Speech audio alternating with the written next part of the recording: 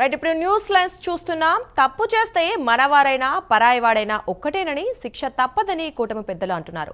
ఇటీవల ఐటీడీపీ నేత అరెస్ట్, విశాఖలో మహిళా టీడీపీ నేతపై కేసు నమోదు, సింహాచలం ఘటనలోనూ తీవ్ర చర్యలు, ఇవి అన్నీ చూస్తుంటే తప్పు చేస్తే ఎవరికైనా శిక్ష ఒక్కటే అన్నట్లు కూటమి ప్రభుత్వం వ్యవహరిస్తోంది.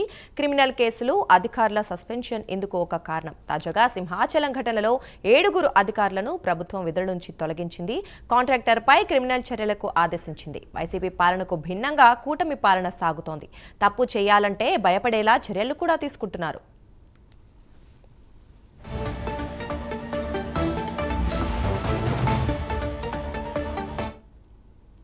వాటికి ఇదే విషయం గురించి మరింత సమాచారం విశాఖ నుంచి మా ప్రతినిధి చంద్రశేఖర్ అందిస్తారు. చంద్రశేఖర్, చెప్పండి. అంటే సొంత పార్టీ వాళ్ళైనా సరే తప్పు చేస్తే ఖచ్చితంగా కఠిన చర్యలు ఉంటాయనైతే కూటమి ప్రభుత్వం స్పష్టం చేస్తోంది. ఈ నేపథ్యంలో మరి ప్రజలకి ఎలాంటి సంకేతాలు వెళ్తున్నాయి? మరి అధికారులు కూడా తప్పు చేయాలంటే ఒకటికి 2 సార్లు ఆలోచించే పరిస్థితి నెలకొన్న నేపథ్యంలో ప్రస్తుతం మరి ఈ చర్యని ప్రజలు ఎలా తీసుకుంటారు?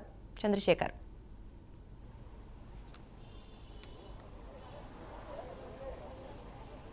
దుర్గా, ఏదైతే విశాఖ సింహాచలం ఘటనకు సంబంధించినటువంటి 7 కూడా భక్తులు ఆ దుర్మరణం పాలైనటువంటి పరిస్థితి ఏదైతే ఉందో దానికి సంబంధించినటువంటి 3-man కమిషన్ అయితే ఆ సంబంధానికి సంబంధించినటువంటి విషయం ఏదైతే ఉందో దానిపైన నివేదిక అయితే ఇప్పటికే ఆ రాష్ట్ర ప్రభుత్వానికి అందించిన పరిస్థితి కనిపిస్తుందో, అయితే ఏదైతే గత ప్రభుత్వంలోనే ఉన్నటువంటి ఆ పరిస్థితిలో ఉన్నటువంటి కాంట్రాక్ట్స్ ఎవరైతే ఉన్నారో వారిపైన చర్యలు తీసుకోవడంతో పాటు ఘటనకు సంబంధించినటువంటి 7 అధికారులపైన కూడా సస్పెన్షన్ వేటు వేసినటువంటి పరిస్థితి అయితే కూటమి ప్రభుత్వంలో ఉందని చెప్పుకోవచ్చు. ఏదైతే ప్రమాదం జరిగినటువంటి అతి తక్కువ రోజుల్లోనే దాదాపు 3 నుంచి 4 రోజుల వ్యవధిలోనే వారిపైన అయితే చర్యలు తీసుకున్నటువంటి పరిస్థితి అయితే ఉందని చెప్పుకోవచ్చు. ఏదైతే ఘటనకు సంబంధించినటువంటి ఈ సుబ్బారావుతో పాటు అలాగే దానికి సంబంధించినటువంటి ఈ శ్రీనివాసరాజులతో పాటు ఆ కాంట్రాక్టర్ పైన కూడా ఆ చర్యలు అయితే తీసుకున్నారో అలాగే మరికొంతమందికి పైన కూడా ఆ చర్యలు తీసుకున్నటువంటి పరిస్థితి అయితే కనిపిస్తుందని చెప్పుకోవచ్చు. అయితే గతంలో ఏదైతే ఉండేదో గత 5 ఏళ్ల పాలనలో తప్పు చేసిన వారందరినీ కూడా వెనుకేసుకొచ్చినటువంటి పరిస్థితి ఉండేది. అయితే ప్రస్తుతం కూటమి ప్రభుత్వం వచ్చాక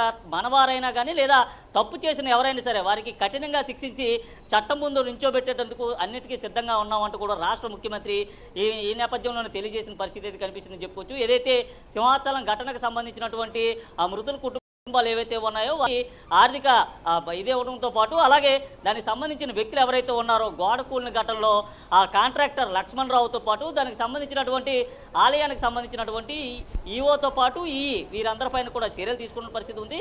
గతంలో చూసుకుంటే వైఎస్ఆర్ కాంగ్రెస్ పార్టీ హయాంలో ఎమ్మెల్సీ అనంతబాబు ఏదైతే దళితుడిని హత్య చేసి డోర్ డెలివరీ చేసినప్పటికీ కూడా కనీసం పార్టీ నుంచి కూడా ఆయన్ని సస్పెండ్ చేయలేనటువంటి పరిస్థితి అయితే ఉంది. అయితే ప్రస్తుతం ఉన్నటువంటి కూటమి ప్రభుత్వం కూడా తక్కువ సమయంలో ఏదైతే ఇప్పుడు 10 నెలల కాలం గడుస్తున్నప్పటికీ కూడా దీనికి సంబంధించినటువంటి ఐటీడీపీ నేత ఎవరైతే ఉన్నారో అతనిపైన చర్యలు తీసుకొని అతన్ని జైలుకు పంపించడంతో పాటు విశాఖకు సంబంధించినటువంటి ఓ మహిళా నేత ఒకరిపై దాడి చేసుకున్నటువంటి ఘటన ఏదైతే ఉందో గాజువా పోలీస్ స్టేషన్లో ఆమె పైన కూడా చర్యలు అయితే తీసుకున్న పరిస్థితి కనిపిస్తుంది. అయితే ప్రస్తుతం ఏదైతే ఆ రాష్ట్రంలో కొనసాగుతున్నటువంటి తప్పులు చేయాలంటేనే ఎవరైనా భయపడే స్థాయికి అయితే రాష్ట్ర ప్రభుత్వం అయితే ఆ చర్యలు తీసుకుంటున్న పరిస్థితి ఉందని చెప్పుకోవచ్చు. ఆ దిశగానే పాలన అయితే కొనసాగిస్తుంది. కూటమి ప్రభుత్వ హయాంలో ఎవరైనా తప్పు చేయాలంటే భయపడే స్థాయికి వెళ్ళేటటువంటి పరిస్థితి ఉందని చెప్పుకోవచ్చు. ఏదైతే సింహాచలం ఘటన ఏదైతే ఉందో సింహాచలం ఘటనలో అతి తక్కువ సమయంలోనే రాష్ట్ర ముఖ్యమంత్రి నిర్ణయం తీసుకోవడంతో రాష్ట్ర ప్రజలంతా కూడా హర్షం వ్యక్తం చేస్తున్నటువంటి పరిస్థితి ఉందని చెప్పుకోవచ్చు. ఏదైతే ఘటనకు సంబంధించినటువంటి వ్యక్తులకు సంబంధించి కానీ లేదా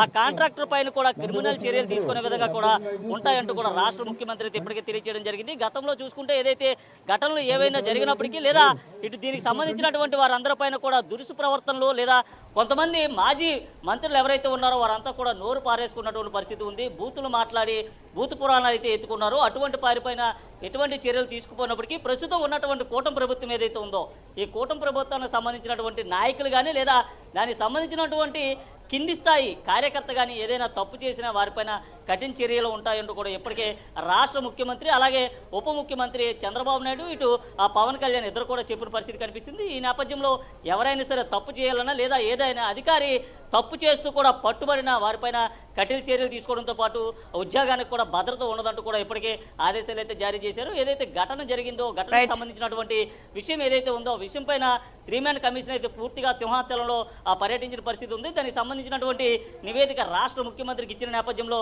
ఇటువంటి చర్యలు అయితే తీసుకుంటున్నారు. మరికొద్ది రోజుల్లోనే మరికొంతమంది పైన కూడా వేటు పడేటటువంటి అవకాశం ఉంది. అలాగే దీనికి సంబంధించిన వ్యక్తులు ఎవరైతే ఉన్నారో వారిపైన త్వరలోనే క్రిమినల్ కేసులు అయితే నమోదు చేసే పరిస్థితి అయితే కనిపిస్తుంది. Durga, thank you Chandrasekhar.